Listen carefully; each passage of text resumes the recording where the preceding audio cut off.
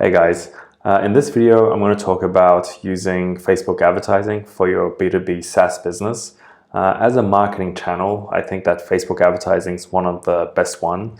And the reason is because one, you can scale to a much greater degree with Facebook advertising than with the alternative marketing channels. So for example, if you're advertising on Google search, then you're limited to the number of people who are actually looking for that solution. And for some very specific SaaS products, that can be very limited. And you may only get X number of people who are searching on it. Whereas with Facebook, you can broaden that search much more, and you can be top of mind for people who are relevant for your business, and you can capture them much earlier on in the sales funnel. The second reason why I think Facebook is great is because I think it instills some discipline in your business, because when you're spending money, then you're really forced to analyze how the website is performing and your funnel generally. So is your follow-up system good? Is your website very clear? Is the message getting through? Are you using the right offer? Do people trust the site? All these things that you may not consider when you're not doing a lot of paid advertising may fall through the cracks. And so this is a great way to validate that each step of the funnel is actually working.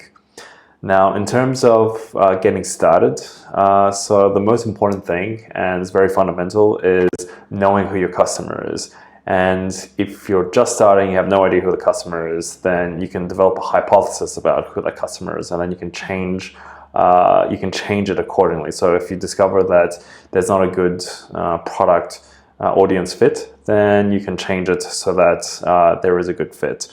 Now, the questions that some of the questions to help you get started are things like, what does the typical day look like for your customer? How does their environment look? Where do they usually hang out? What websites do they usually visit? Are they on some Reddit forums a lot? Do they visit Hacker News a lot?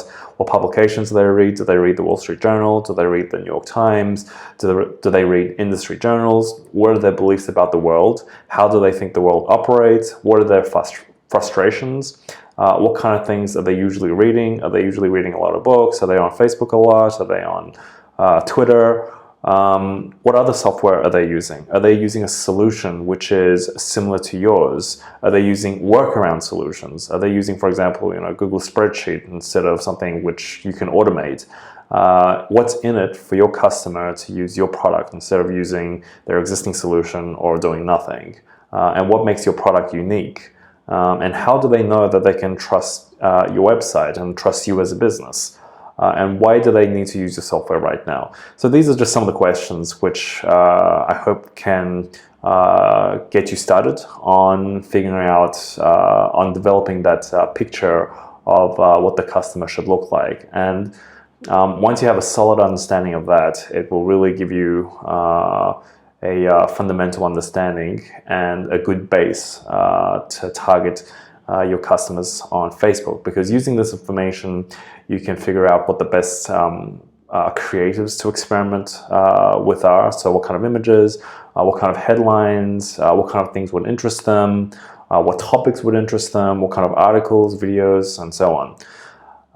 Now, once you've developed all these things, you'll start to develop a list of interests. So what I like to do is just figure out what all the relevant interests are, and then plot them down. And what I'll do is that I'll look at what competitor software the audience might be using, what other software they might be using. For example, if we say that if we target just people who are using Slack, for example, that's probably going to be a little bit too broad.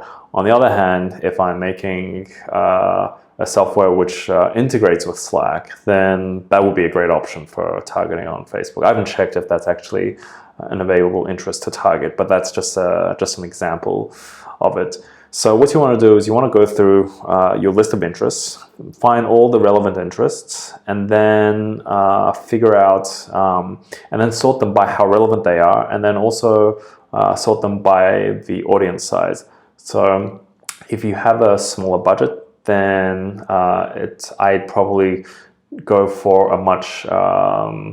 a very close match in terms of relevancy and a slightly smaller audience.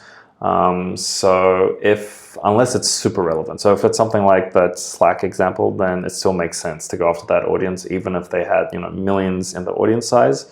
But if it's not hyper relevant, then it doesn't make sense. So I go for hyper relevancy first, and then I look at the audience size as well to figure out whether or not this is a good one to start with. And then I'll work through the list and just see how people respond and take it from there.